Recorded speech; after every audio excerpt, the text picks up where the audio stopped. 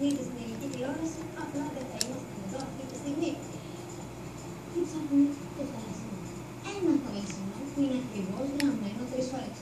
Τώρα η γυναίκα σας μπορεί να μαγειρεύει ένα συγκεκριμένο θαλασσινό ή αυτό το θαλασσινό σήμερα Παρασκευή. Για να τη ρωτήσετε αν μπορεί και αυτή να παρατηρήσει. We have now a match and he is not in game. I sent him to invite games and this is the third.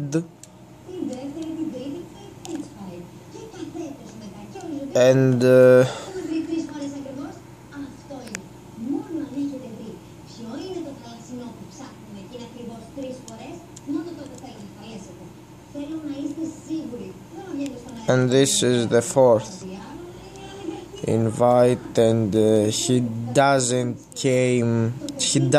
in game.